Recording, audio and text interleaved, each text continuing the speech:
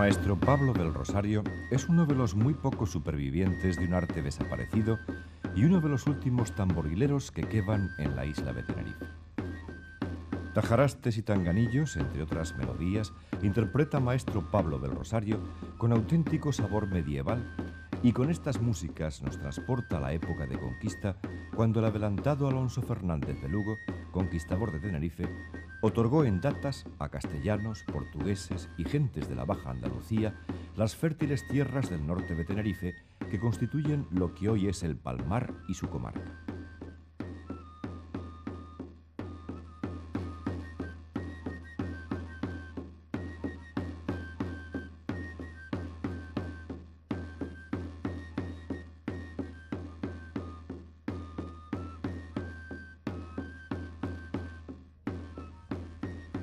A mediados del siglo XVI, don Ambrosio Colombo y su esposa compraron las tierras a los propietarios de las datas y se establecieron en ellas, dedicándolas al cultivo de las excelentes cepas de malvasía que tanta gloria dieron a esta zona de Tenerife. Su bonanza y alta rentabilidad propiciaron que en 1622 don Cristóbal de la Ponte, conde del Palmar, adquiriera estos predios y se estableciera en la zona, levantando allí casa y ermita.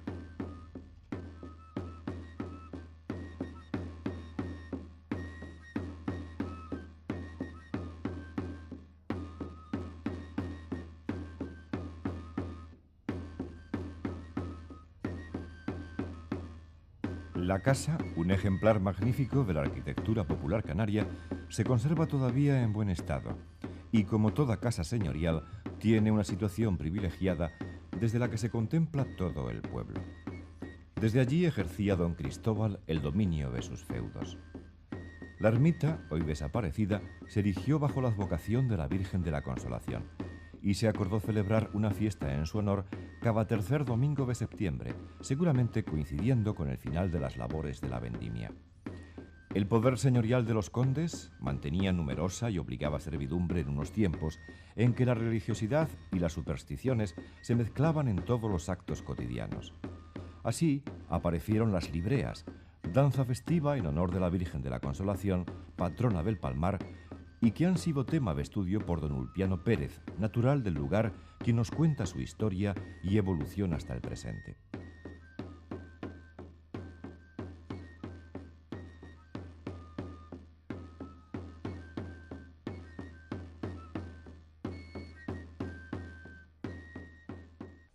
Las libreas nacieron a raíz de la celebración de la fiesta de Nuestra Señora de la Consolación, que la ermita fue puesta bajo esa advocación, cuya imagen se compró en la segunda mitad del siglo XVII.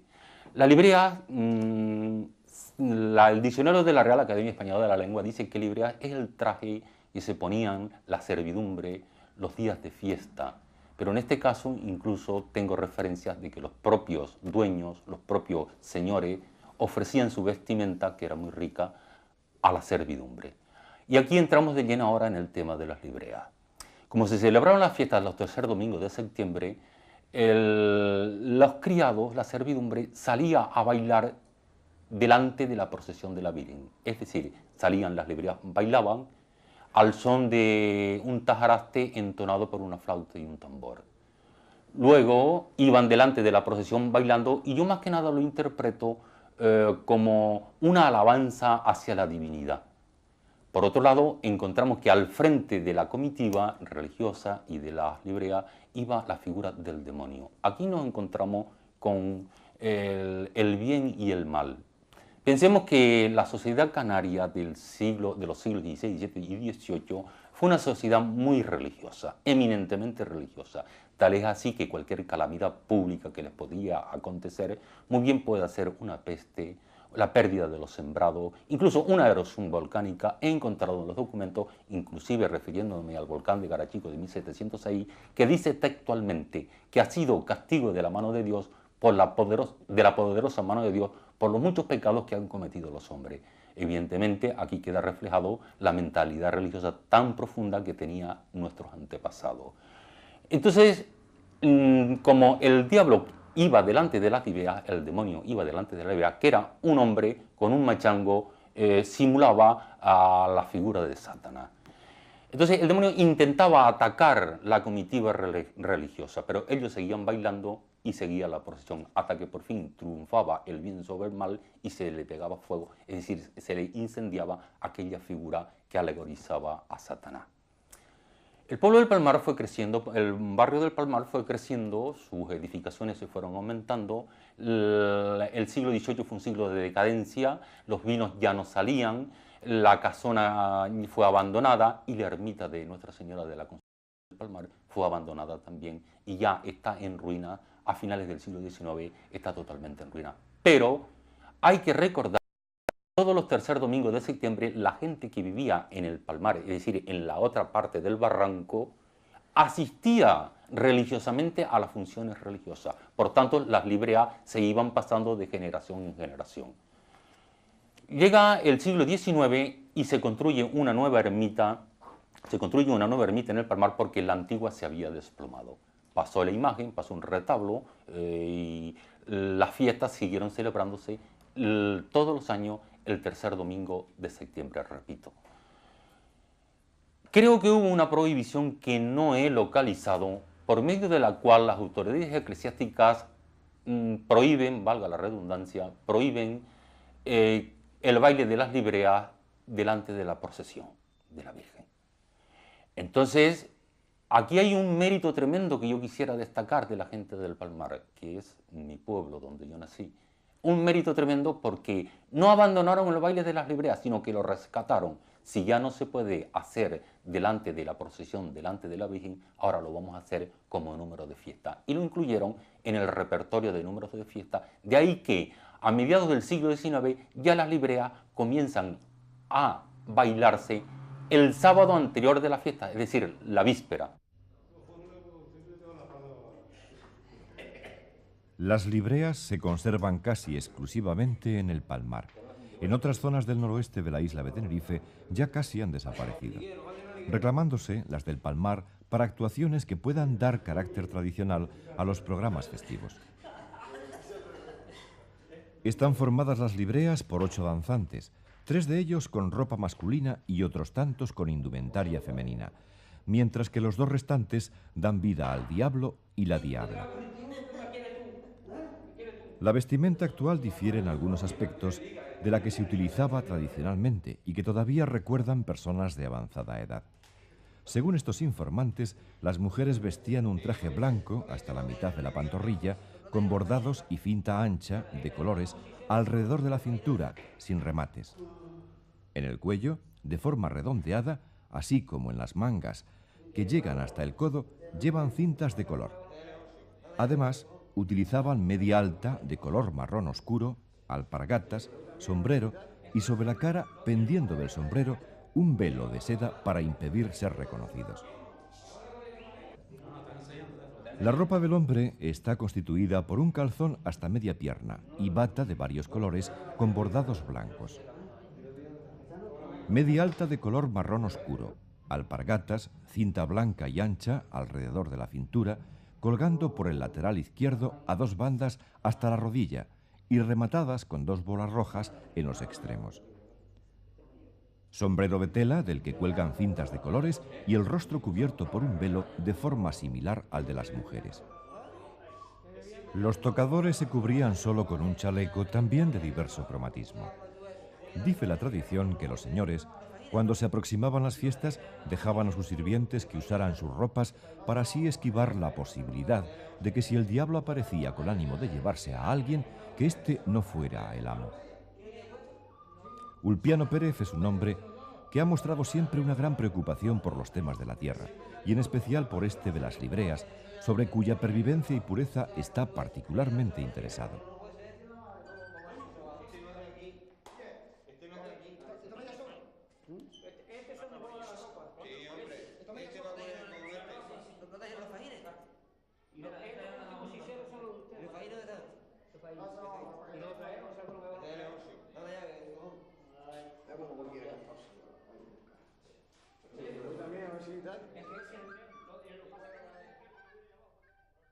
Resta decir que es una pena que las libreas no se potencien económicamente, que no se pierda este legado histórico tan interesante que tenemos en el Palmar, que pasen a las futuras generaciones. Es más, es desear también que la vestimenta, que originalmente era mucho más lujosa, se tenga en cuenta ese detalle para que sea cambiada, ¿no?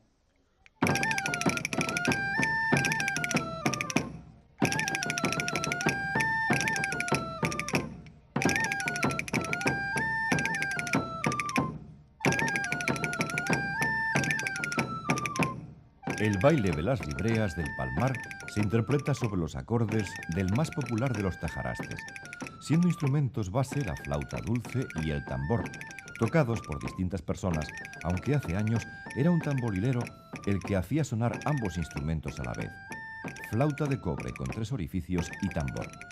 Pero ahora, desafortunadamente, solo quedan un par de intérpretes que sepamos. Los danzantes de las libreas se distribuyen en 2 filas, alternándose hombre y mujer, a pesar de ser todos del mismo sexo. A cada hombre le corresponde bailar con una mujer. Colocados frente a frente, inician una danza de requerimiento y rechazo en la que se adopta una formación de A4, quedando 2 de los danzantes libres a cada mudanza. El diablo, en la parte posterior, lleva atado un cohete de artificio que popularmente es conocido por el rabo del diablo, al que se le da fuego momentos antes de concluir la danza.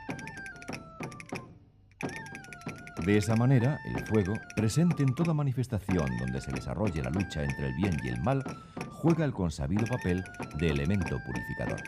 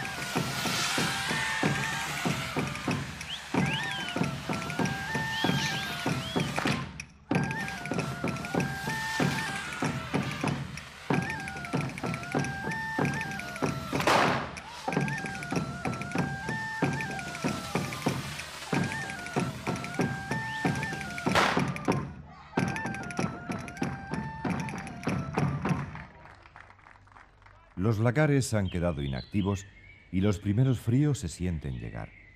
El viejo Teide es el primero en recibirlos y su aguda cima se cubre de una espesa capa de nieve.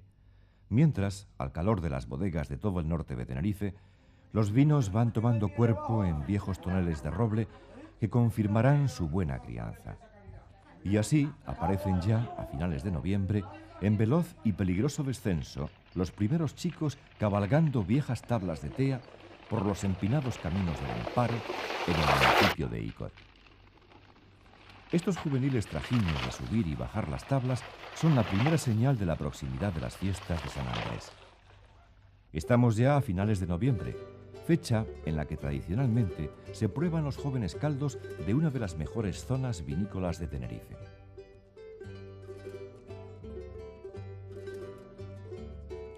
Reina un gran ambiente en las vísperas de San Andrés.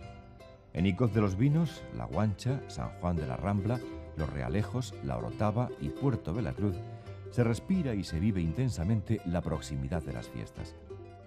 Y no es para menos, porque en verdad que van siendo contadas y con los dedos de la mano las fiestas populares que por auténticas no precisan expertos en marketing ni elevados presupuestos económicos, ni tampoco influyentes padrinos que las organicen. Lo original, aquello nacido del ser y del sentir popular que se genera sano y nace para una larga vida, rebosante de vigor y de alegría, no hay quien sea capaz de pararlo o de manipularlo.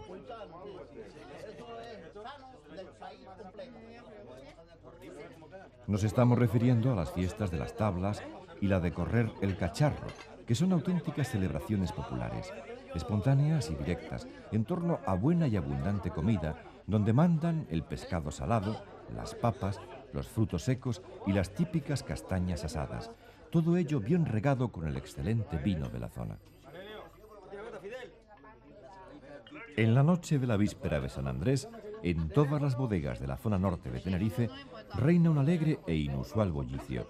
Y es que esta noche se catan los vinos nuevos, se van a probar a amigos y expertos que confirmen la bonanza de su calidad y origen, gentes avezadas en estos menesteres que año tras año participan en estas auténticas fiestas entre el perfume del buen vino.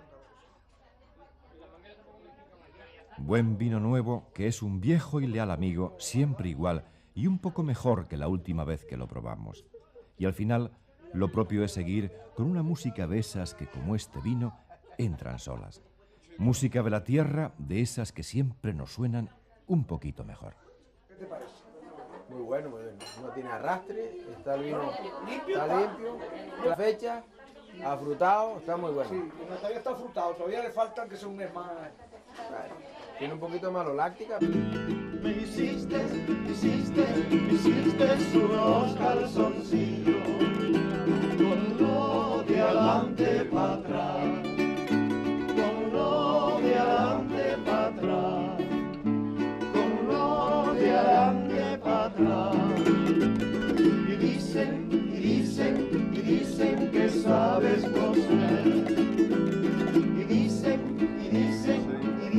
que sabes bordar. A mi madre canto yo.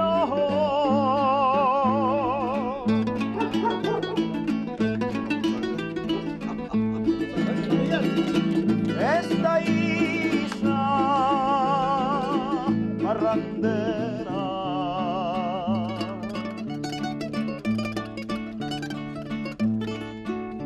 A mi madre canto yo.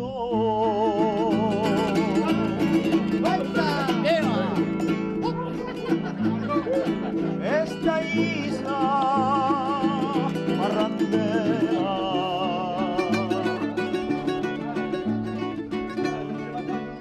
Por darme todo su amor.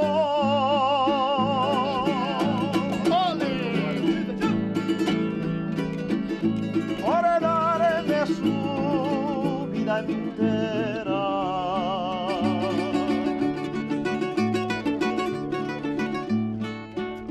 Por darme todo su amor.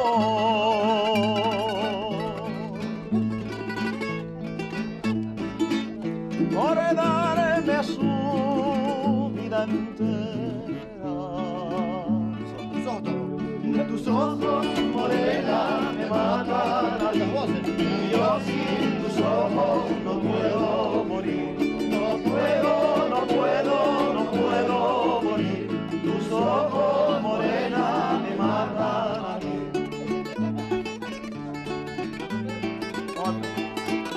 arriba. Sube. Otro. Venga, hombre, canten ustedes, canten ustedes. Oye, lo quieren todos ustedes. Venga, Yo no estoy preparado para eso.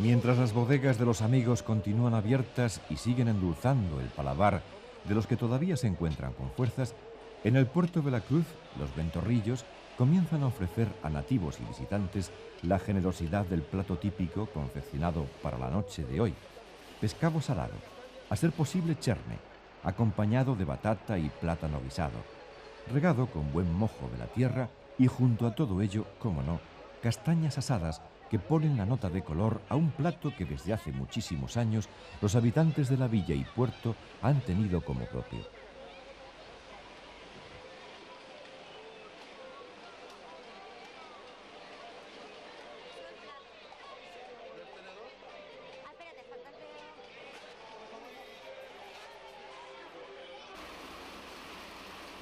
Pero los verdaderos protagonistas son los causantes de la algarabía que origina el arrastre de cacharros por las calles de toda la zona antigua del puerto de la Cruz. La voz popular propone diversas razones para el hecho de correr el cacharro. Una de ellas, con bastante desparpajo y gracia, sugiere una parodia donde San Andrés, que era cojo, llegó tomado y cargado de cacharros. Hubo que despertarle de su sueño y para ello se organizó un ruido infernal. No falta quien relacione las fiestas con el martirio del buen San Andrés, que fue crucificado y arrastrado. Pero tampoco escasean aquellos que ven el diablo hasta en la cocina y atribuyen este estruendo a un conjuro ruidoso que espanta todo tipo de males. Otra de las versiones que se barajan es la del traslado de los barriles que los cosecheros de vino de las zonas altas bajaban hasta el mar para lavar. El empedrado de las empinadas calles propiciaba el estruendo que ahora se trata de remedar con el correr de los cacharros.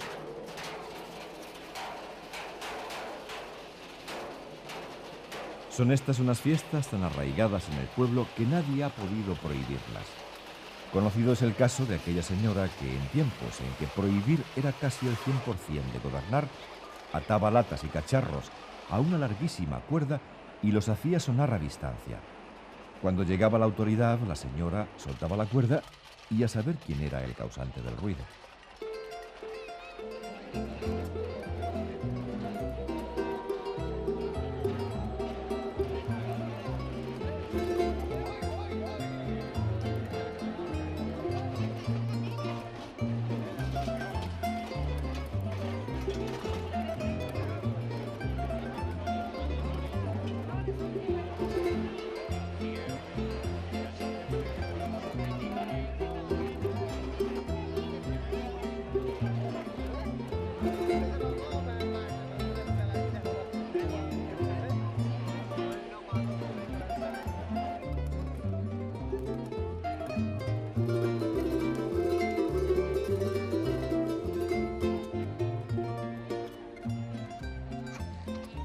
Correr las tablas es quizás una de las manifestaciones más autóctonas surgida de las costumbres y tradiciones con mayor arraigo entre la gente de Icó de los Vinos.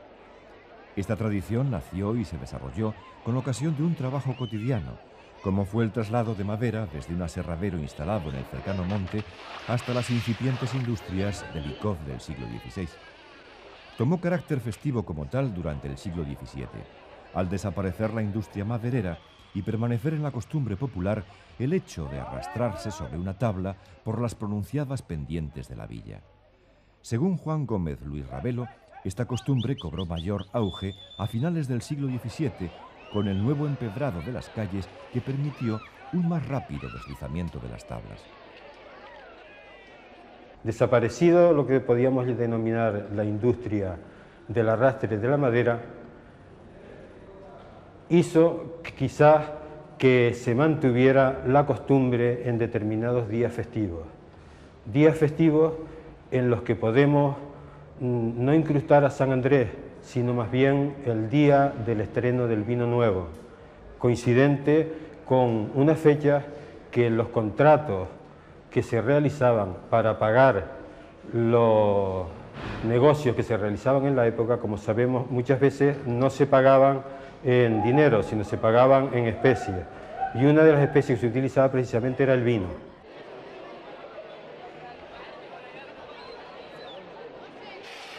Las tablas cuentan, entre jóvenes y no tan jóvenes, con un poder de convocatoria impresionante. Y es que este tema exige palabras mayores. No cabe duda de que las tablas entrañan serios riesgos, aunque no se sepa que haya sucedido nunca algo irreparable.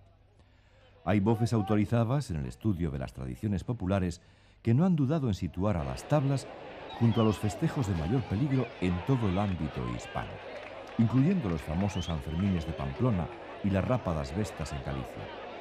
Posiblemente no exageran, pero el espíritu de este correr las tablas es tan espontáneo y alegre, tan participativo y ligado a la tradición popular, que a mayor riesgo, ante un piso más pendiente y resbaladizo, mayor es la atracción que ejerce sobre el personal que las corre.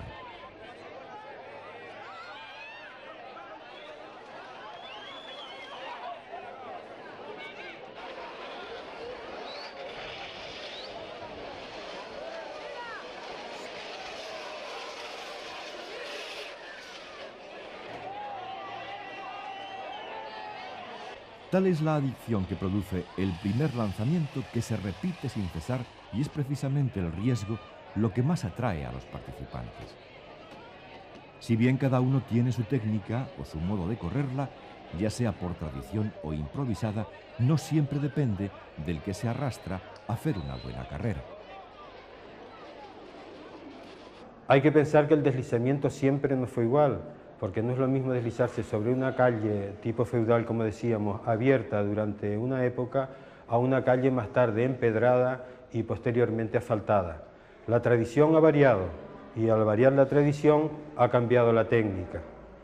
Técnica que ha cambiado en el sentido de utilización de elementos accesorios para frenar el deslizamiento, porque fundamentalmente la tradición de la tabla es individual o colectiva.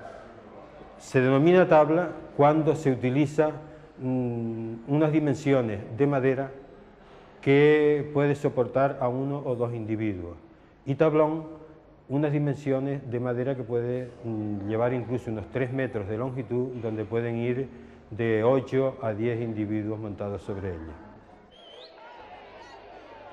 La espectacularidad de este correr las tablas es muy grande, dada la sencillez de los medios que se emplean.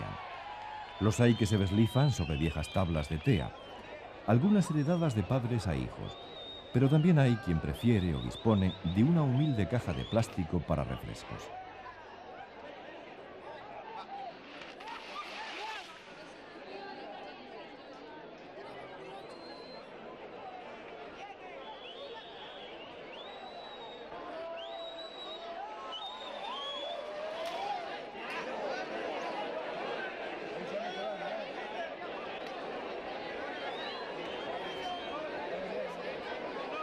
Verles deslizarse a toda velocidad sobre sus tablas, arrancando chispas al piso, sin otro instrumento ni ayuda que sus manos, ni otro freno que el montón de gomas que les aguarda al final del trayecto, todo en un ambiente lleno de buen humor, es un espectáculo fuera de lo común.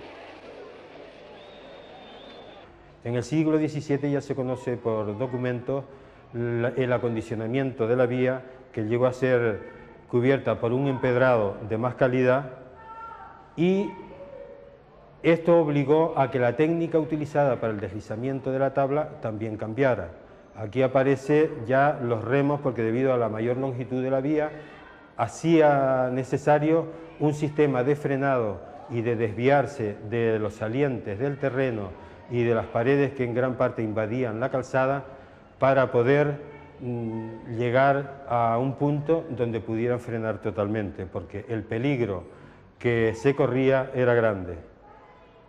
Esta técnica se mantuvo hasta principios del siglo actual. Consistía en 2 palos de brezo que se incrustaban una vez sentado en la tabla o en el tablón, que la persona que va en la parte delantera es quien lo guía. 2 palos de brezo, como decía, o de haya en otras ocasiones, de unos 50 centímetros de longitud, que cogidos con las manos y colocados por debajo de los muslos, apoyaban en la calzada. Este apoyar hacía que, bien con la izquierda o bien con la derecha, se le diera mayor presión y se ocasionara un desvío de la tabla en el sentido que se quería. Este, para mí, es el verdadero momento de auge, digamos, de la tradición. De auge porque se mantiene en su pureza total. Es una tradición nacida del pueblo y para el pueblo, motivada quizás en un principio en la industria del arrastre de la madera y evolucionada por la chiquillería o por personas mayores. Hay que pensar que incluso intervienen mujeres, hay documentos recogidos donde la intervención de la mujer no es en los últimos tiempos, sino también en el siglo pasado. Y digo que es la verdadera tradición porque tiene una técnica que procura unas características propias al deslizamiento con la tabla.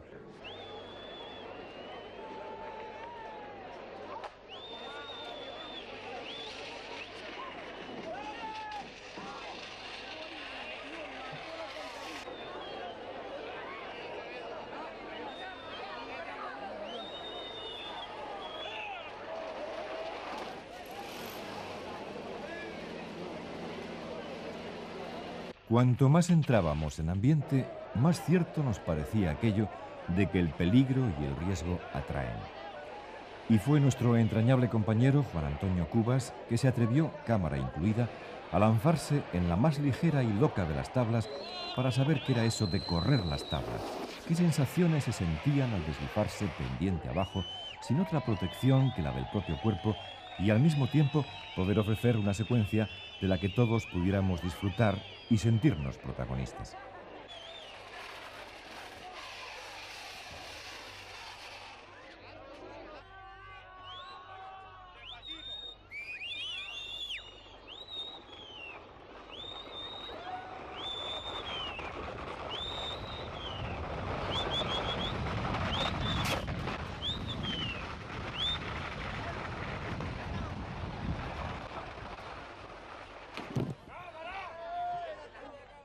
Hay que pensar también que es fiesta, como decía al principio, eminentemente pagana. Es fiesta que no ha estado nunca vinculada a ninguna festividad de San Andrés, porque en Nicod, casualmente, ni hay ermita, ni hay imagen de San Andrés, ni hay ningún templo donde haya una capilla dedicada al mismo. Por lo cual, como apuntaba, debe ser una de las tradiciones que se mantienen en la isla, nacidas del propio pueblo, desarrolladas por el propio pueblo, desafiando quizás el paso de los siglos hasta llegar a una actualidad en la que sí hemos visto que han desaparecido muchas tradiciones, por el contrario, esta de San Andrés, llegada a la fecha, vinculada ya al estreno del vino nuevo y mantenida por las nuevas generaciones, afortunadamente, si no se mantiene en toda su pureza, porque en nuestro siglo ha evolucionado en el sentido de utilizarse otros elementos como ballestas de coches o de otro tipo de vehículos, incluso cajas a lo mejor de algunos productos de reciente venta que permiten el deslizamiento, pero pienso que a veces hay que admitir este tipo de variantes mientras no afecta a la tradición. Al igual que en el Puerto de la Cruz, en la fiesta de correr el cacharro, en Nicod, el correr las tablas es la parte lúdica de la fiesta de San Andrés, y lo mismo que allí, se prueban también los vinos y se comen castañas, mientras de fondo se oyen los ruidos de los tremendos impactos de las tablas al chocar contra los neumáticos protectores. Durante toda la noche siguen produciéndose lanzamientos cada vez más espaciados debido al cansancio, los golpes y la poca ayuda que prestan a estos arriesgados ejercicios las constantes paradas para catar los buenos vinos del lugar. Con el nuevo día, gentes nuevas, más jóvenes y ágiles si cabe, toman el relevo y durante todo el día de la fiesta de San Andrés, que por cierto en Icod no existe ni imagen ni se celebra tal festividad, se suceden los deslizamientos, las caídas, las contusiones y las salidas de ambulancia. Esta edición concluyó felizmente. Hubo, eso parece de rigor, algún que otro percance que atendió al instante la Cruz Roja y que por suerte se arregló con un yeso y unos buenos masajes.